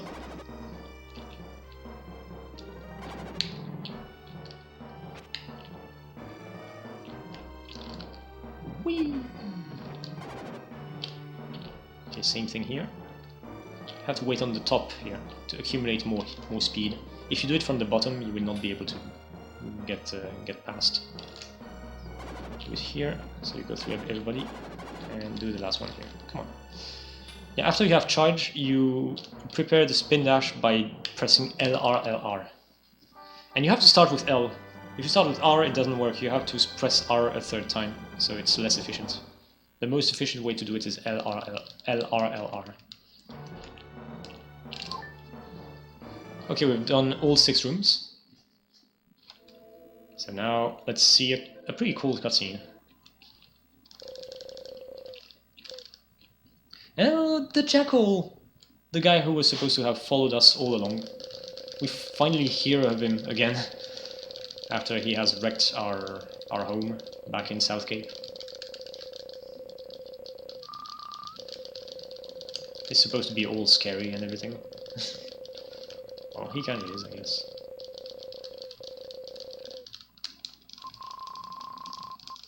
We are playing the flute for the last time,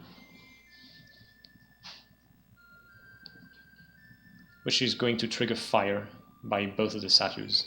The jackal would catch on fire, but not Will for some reason, fortunately.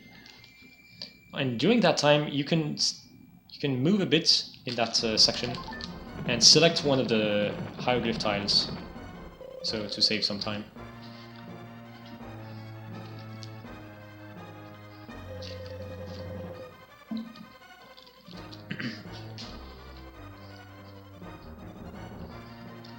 And again, a great scene to show kids. Look at this great game made for kids. This is so grim.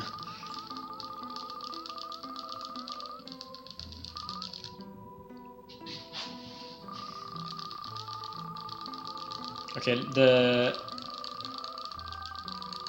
tile I'm holding is 5th one.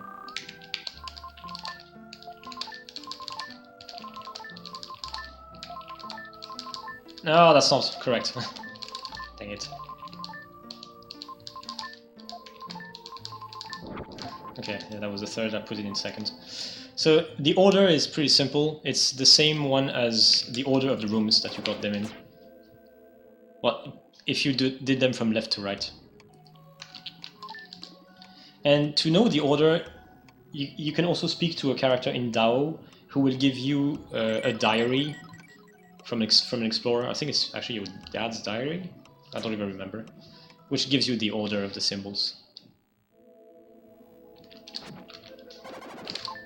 Okay, trolley boss ahead. Ah, I don't like this sound. Okay, she comes down. Alright, yeah, she started with an energy ball.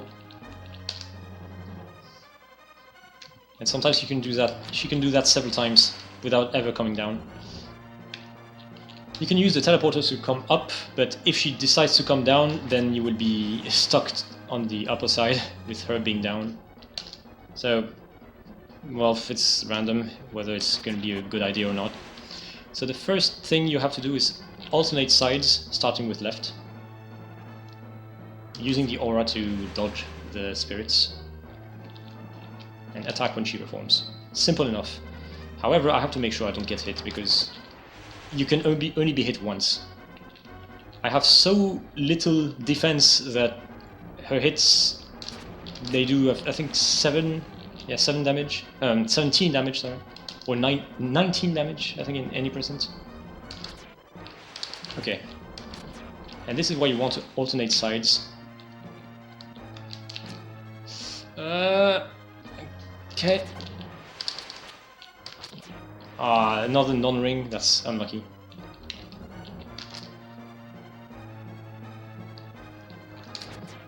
Another non-ring! That's 3 in a row.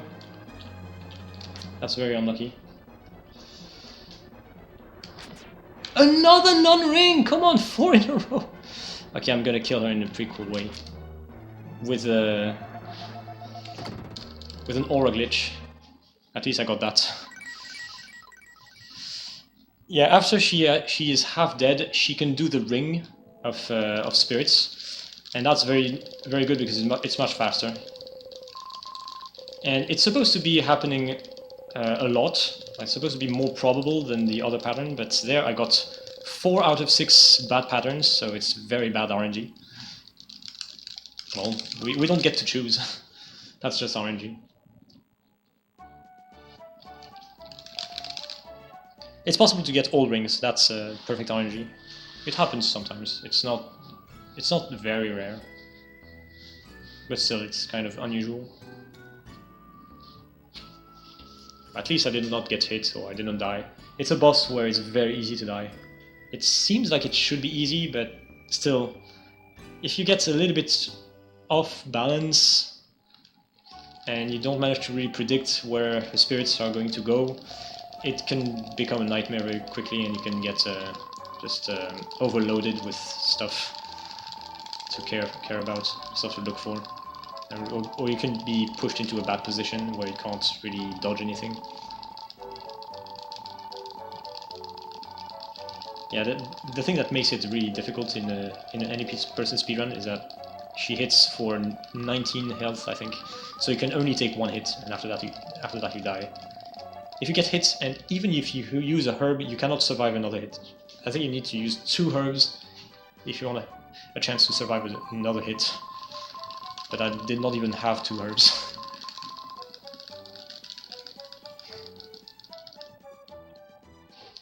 And we are en route to the last dungeon, which is arguably a dungeon.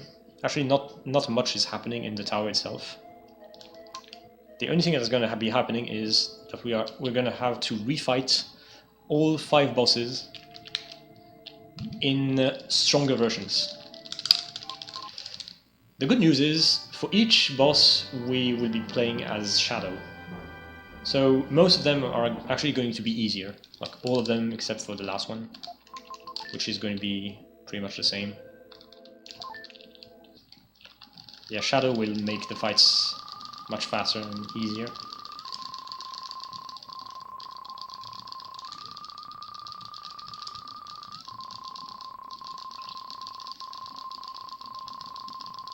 So we figure out that we had this crystal ring that the king was after. We had it all along. It was hidden in the flute. And Kara took another light ring from the queen in the gold ship. So those are symbols of that we are descendants of dark knights and light knights. Alright, first boss type in a stronger version. So Super Casteth. Yeah, 1 cycle is easier this time. I should get it. If I don't, I'm really a failure. Don't quote me on that. That's bad RNG.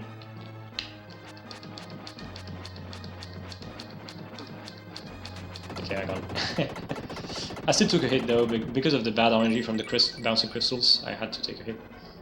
Sometimes you get lucky and you can find a sweet spot position where you will not take any hit.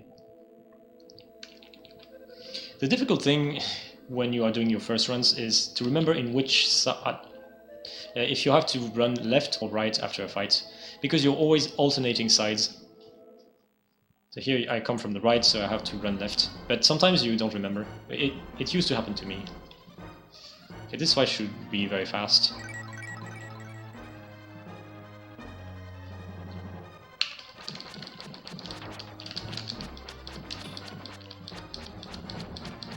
Yeah, that took another damage, that's not very good. Okay, next is going to be the vampires refights.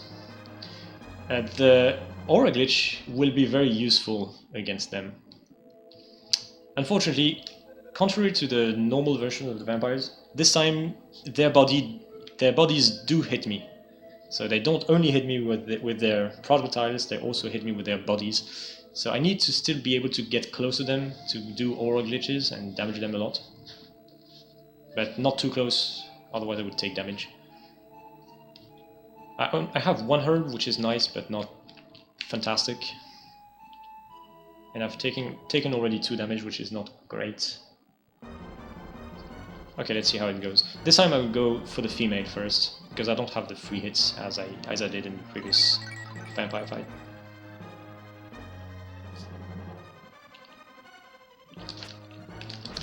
Okay. Whatever. Okay. Yeah, I should have followed the girl. Was she? Oh yeah, both are coming here. Oh, cool. Oh, cool! That was great! That was really cool. Well, I got pretty lucky. I won't lie, that was lucky. That was freaking lucky. It was not very lucky at the start, but then they decided to just kill themselves on me, so sure, why not? Okay, luck is still a big factor now, because this is another version of Trollfanger. I'm hoping to get at least 1 egg. This is where you hope to get at least 1 egg. 2 eggs is excellent. No egg is lame. But again, it's RNG. I can't do anything about it. Aw, dude. Help me out here. This boss does not really understand the concept of a speedrun, does he? Yeah, we got... Yeah, RNG giveth and RNG taketh away. Okay, good. Alright, that was still 4 patterns. The 3 slowest ones and an egg. So it was not a disaster, it was okay in the end, but still not great. Oh no, Kara is gone. Where did she go? That girl likes to disappear. Somehow.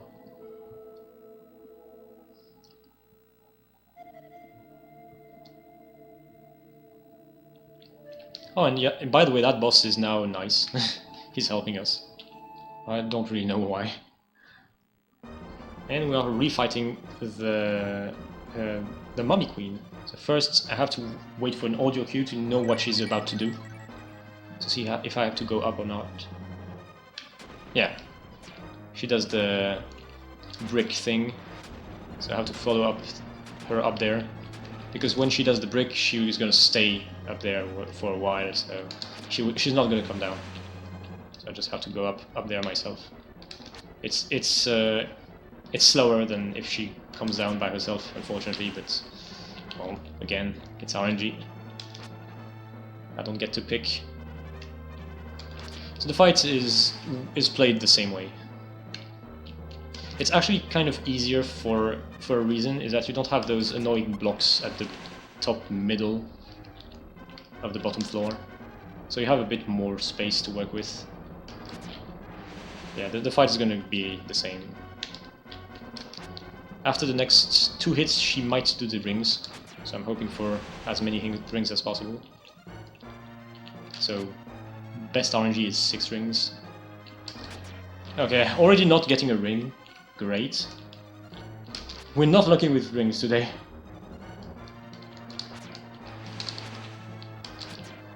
Wow, another non-ring, come on. This RNG is really lame. So every non-ring wastes 6 seconds, by the way. Okay.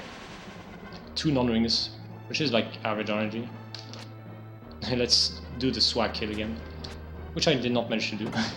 I was just a couple pixels away, I guess. Is there a reason to not go poodle form? Well, it wouldn't really help because you would be stuck there and you would not be able to hit the little eggs. And anyway, you cannot hit him more than 8 times.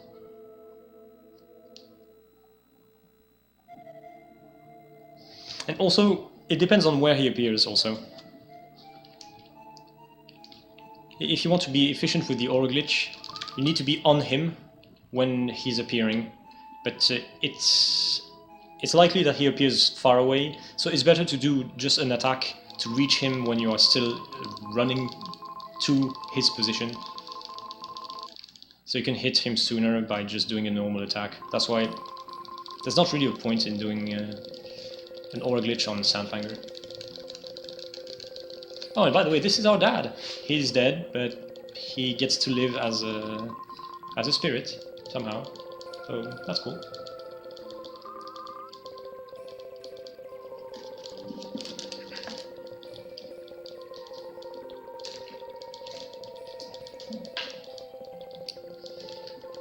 The illusion is being explained right now.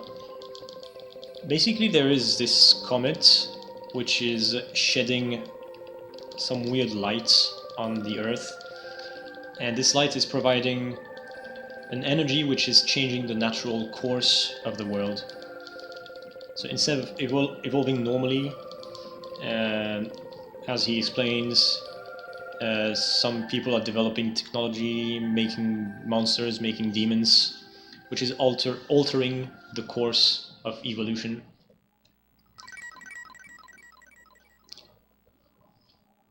So you have to destroy the comet and beat Dark Gaia to stop the illusion, and then the normal course of the evolution of the planet will be back on track.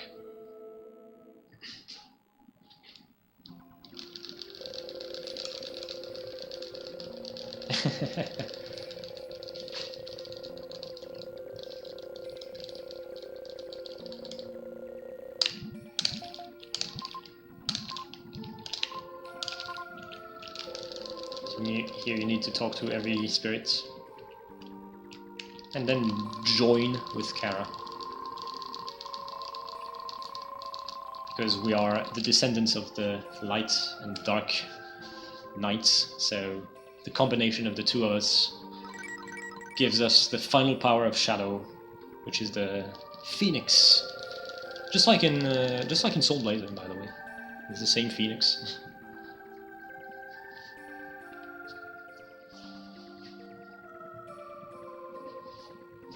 I still have one herb, but the health I currently have should be enough for the boss, unless I really screw up or get insanely bad RNG.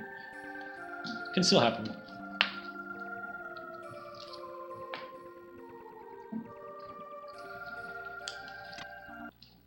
Alright, this boss has two phases. One is here. I can hit the mouth only once, and after I hit it, it casts acid rain on me. The rain is completely random. After I hear the 8th one, I use an aura, because I know that the aura will be sufficient to pass through the rest of the rain.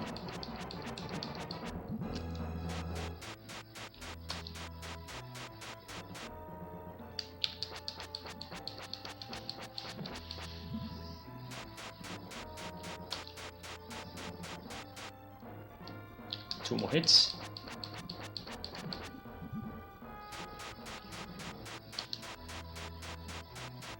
And let's do the swipe kill. Second phase, let's hope for a 3 cycle.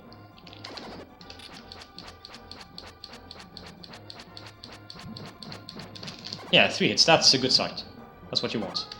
It's kind of random because Dark Gaia is going to open up her mouth at a random time, and sometimes she likes to make you wait a lot, so she can really ruin a speedrun, and that has happened to me. She has ruined war record runs before by not opening up and not giving you a 3 cycle. Yeah, that was a bad timing, but it was not my fault.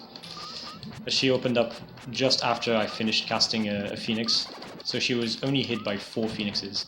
So this will only be a 3 cycle if the next cycle is a 5 hit, which is quote-unquote random. It's also possible that if a phoenix hits a blue bubble, it will not hit her. You can go through her face and not kill her, and dang it, nope.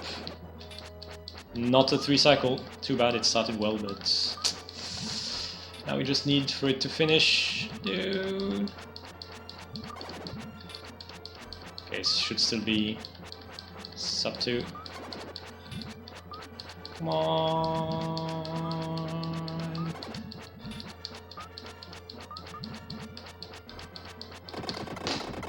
There we go. Yeah, sub 2. That's fine. That's fine.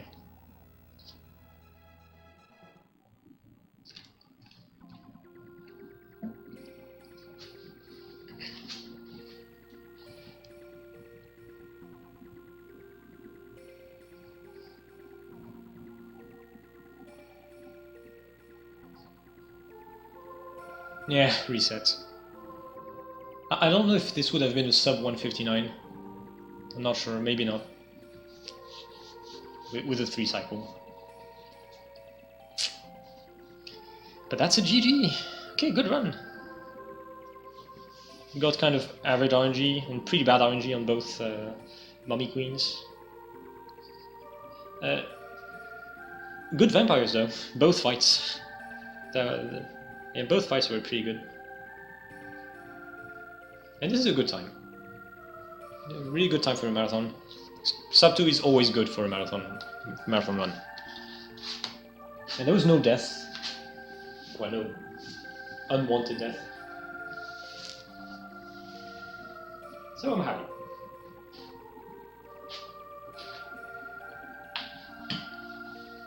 So again, my PB for this is 157.06 with much better RNG and playthrough. I was a bit rusty, but still it was pretty good. Thanks everyone for the GGs. 59.02. Okay, thanks Don't Bagumi. So yeah, there's a randomizer for this game made by Don't Bagumi. So shoutouts to him. Shoutouts to all the people who have contributed to the route of this game, and there's a lot of people. Well, I have contributed. I've found quite a few stuff. There's been Kroik, there's been Bowie, Dancho, he's pretty ancient now, but he's found a couple things. Yeah, more recently Mr. Freed and Zeal figured out some strats as well.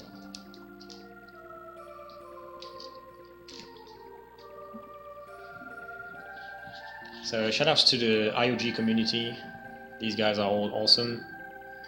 Zatox is also a great competitor. He has now 2nd place on this game with a very low 158. 158.18, I believe. So also shoutouts to him. It's the same guy I was supposed to race Demon's Crest against, but unfortunately he couldn't make it. Alright, welcome to move on anytime we want. So, well, yeah, let's just enjoy this ending for a couple minutes. It's a very, very long ending. If you want to watch all of it, it's like 20 minutes, so we're not going to watch the whole thing. But I'm going to take a small break, drink water.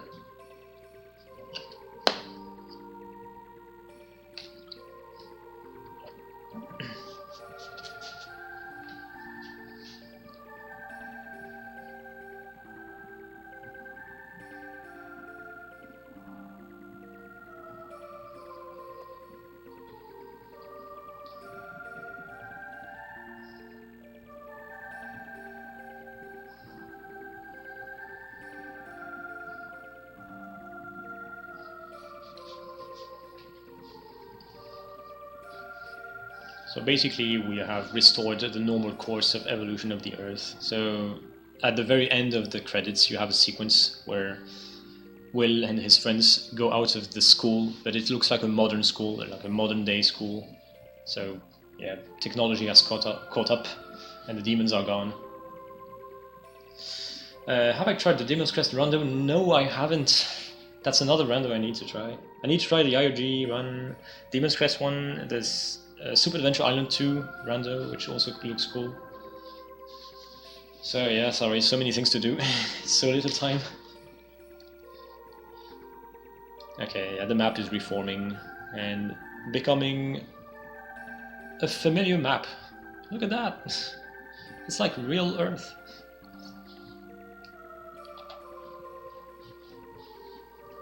Oh, did it? Okay, I'm gonna switch to Soul Blazer. It's not here.